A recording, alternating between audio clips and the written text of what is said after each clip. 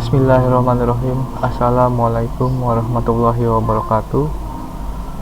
Pada kali ini saya akan memberikan tutorial tentang penggunaan file otomatisasi pembukuan dana BOS yang bernama AdamBOS tahun 2017. Pada sesi kali ini kita akan dimulai dengan perkenalan, di mana kita akan berkenalan dengan isi dari file otomatisasi pembukuan dana BOS yang bernama AdamBOS tahun 2017. Baik, di sini saya sudah membuka file AdamBOS tahun 2017 yang sudah ada contoh pengisiannya. Jadi sudah ada data-data mulai dari data sekolah, kemudian data transaksinya, dan itu juga ada saldo awal. Baik, kita mulai dari pengenalan sheet-sheet yang terdapat di dalam file AdamBOS. Ya, yang pertama kita mulai dari sheet yang bernama MN31. Pada sheet MN31 ini terdiri dari, yang pertama nanti kita akan mengisi, ya di sini di sel C3, di sini ada sel untuk mengisi kode registri sekolah, di mana untuk setiap sekolah ini berbeda kode registri sekolahnya.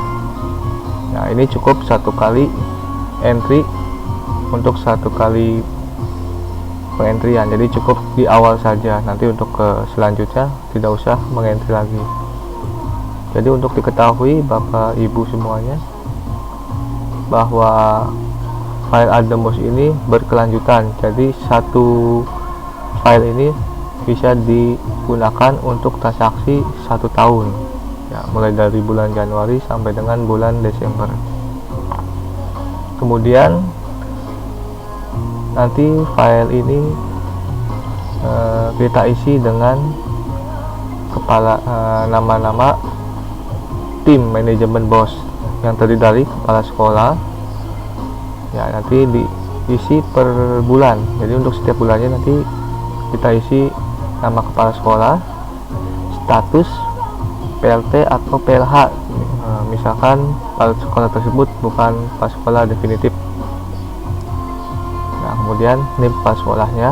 Nah, nanti ini diisi setiap bulannya, karena memungkinkan setiap bulannya ini akan berbeda. Kemudian nama bendaharanya juga sama, diisi nama dan NIP-nya untuk setiap bulan. Kemudian yang ketiga ini nama ketua komitenya, ini diisi untuk setiap bulan. Nah, kemudian kita lanjut ke sheet berikutnya.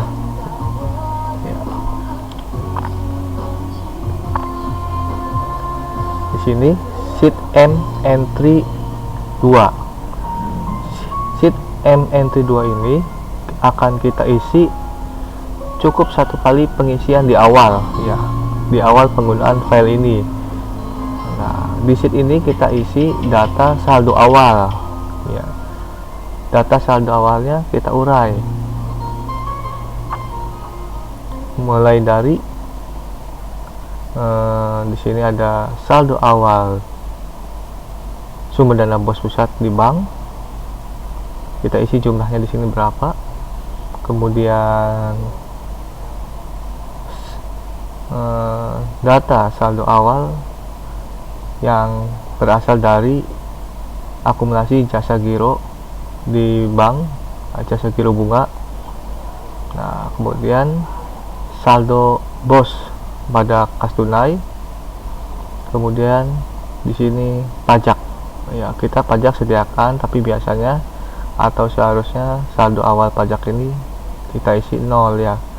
Biasanya pada akhir tahun pajak sudah dibayar semua.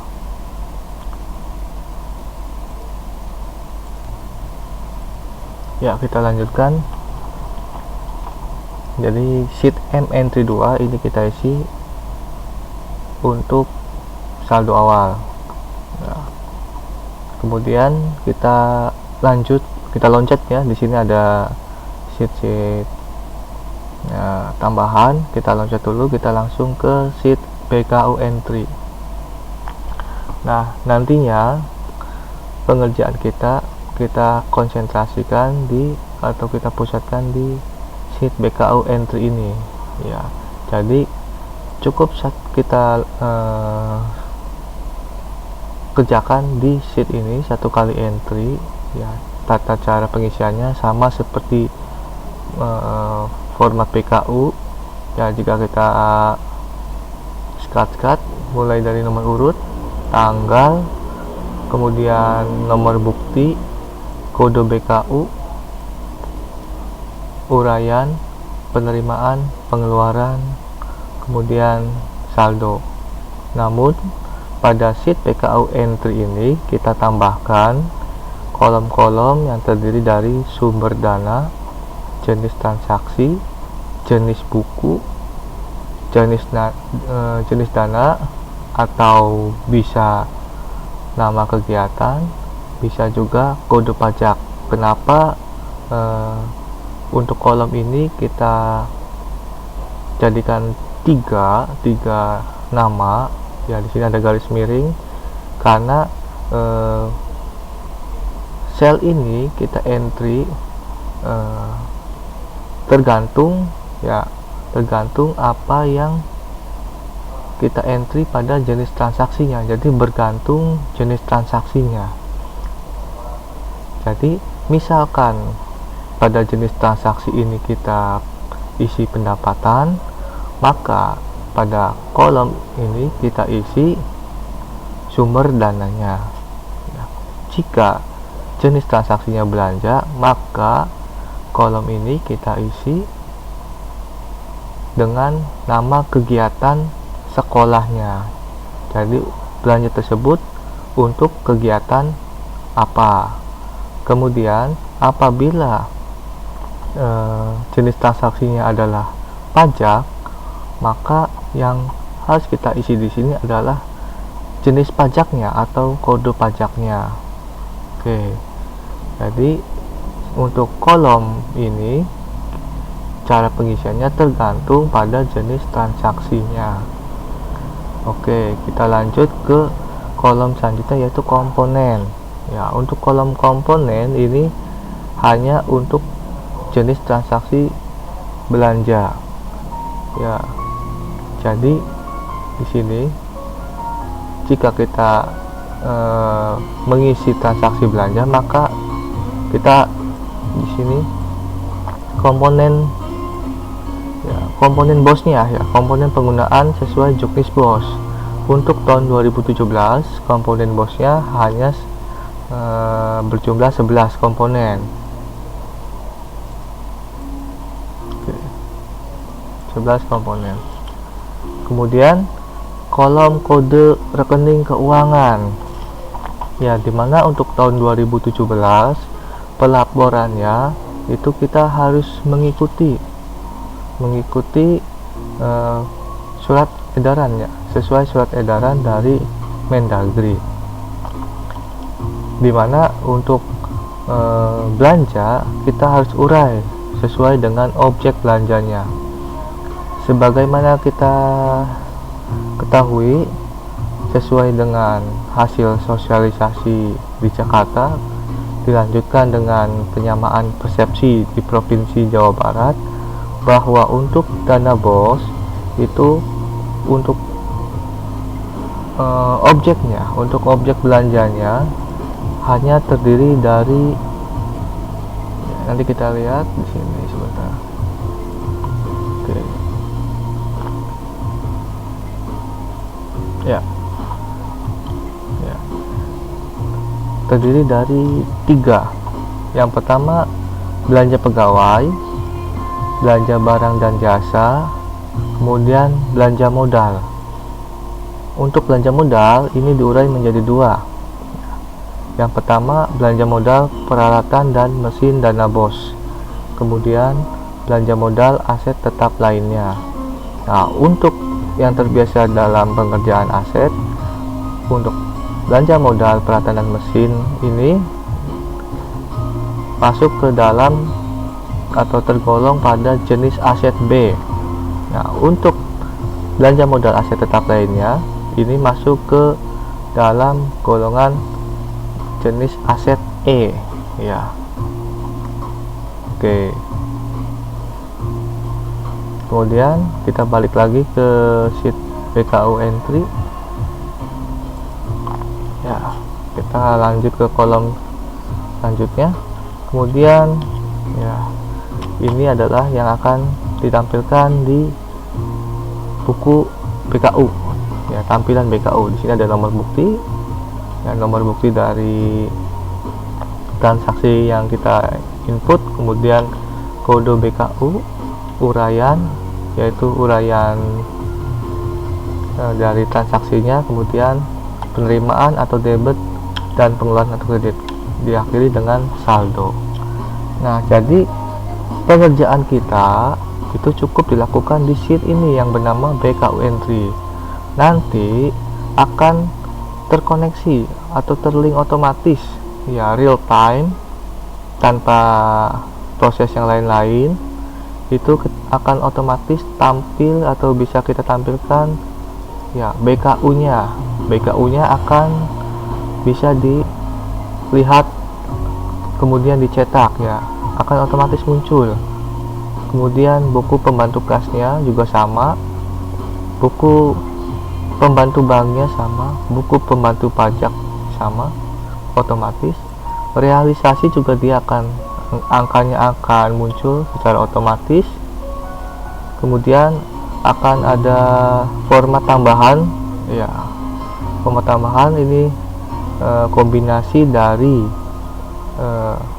format realisasi, yaitu yang 11 komponen yang dikomunikasikan dengan belanja pegawai, ya, jumlah belanja barang dan jasa, dan jumlah belanja modalnya.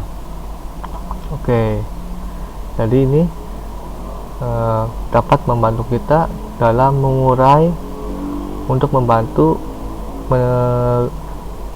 merekap jumlah belanja pegawai, belanja barang dan jasa, dan belanja modal untuk setiap komponen penggunaan dana bosnya.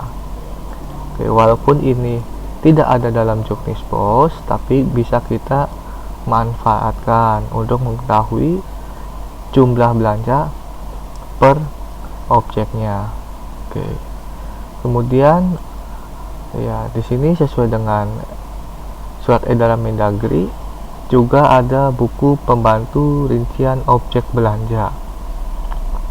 Nanti kita akan mencetak, diwajibkan mencetak belanjanya per objek, ya. Jadi rincian objek belanja setiap bulannya, setiap objeknya.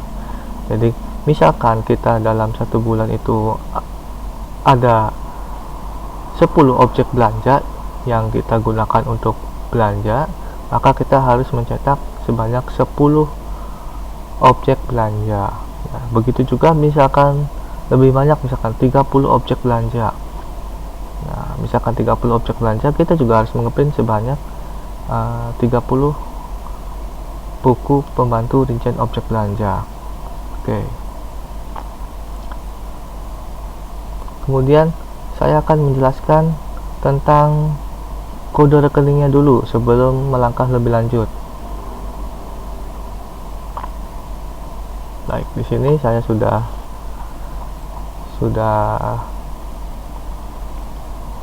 buat daftar objek belanja atau daftar kode belanja, ya. Untuk di daerah Kabupaten Cirebon, inilah adalah daftar objek belanjanya. Ini tidak ditampilkan semua, tetapi sudah dipilah-pilah berdasarkan yang memungkinkan digunakan di sekolah dan didanai oleh dana bos. Oke, jadi Bapak Ibu, walaupun menurut hasil dari surat edaran Mendagri bahwa objek belanja untuk bos itu cukup 3 saja, yang terdiri dari belanja pegawai, belanja barang dan jasa, dan belanja modal. ya, tanpa ada uraian lebih dalam atau sampai dengan level terakhir. Tapi untuk di daerah Kabupaten Cirebon itu dalam hal pelaporan diminta sampai dengan objek, ya, sampai dengan objeknya. Apa yang dimaksud dengan objek di sini?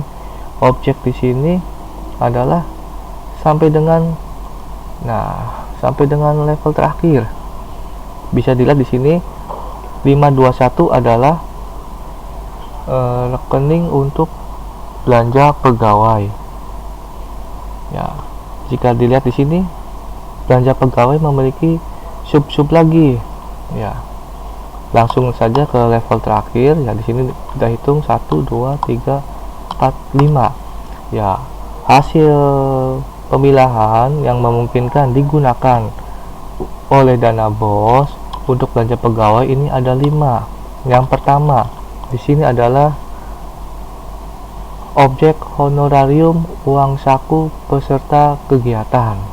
Ya, jadi belanja pegawai tidak hanya diisi jumlah untuk belanja pegawai, tapi lebih diperinci lagi. Belanja pegawai itu untuk honorarium, ya, uang saku peserta kegiatan berapa jika ada. Kemudian honorarium pegawai honorer atau tidak tetap. Nah, pegawai honorer atau pegawai tidak tetap. Nah, ini berapa jika ada. Kemudian, ya, jumlah untuk honorarium uang saku atau pengganti transport peserta kegiatan. Nah, jika ada, ini sejumlah berapa.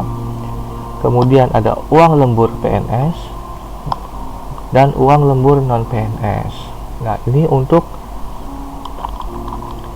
belanja pegawai. Oke, jadi walaupun dalam penganggaran sesuai dengan surat edaran Mendagri bahwa dana BOS cukup 3 belanja, tetapi karena ada tuntutan untuk pelaporan per objek, maka nanti kita akan mengurai.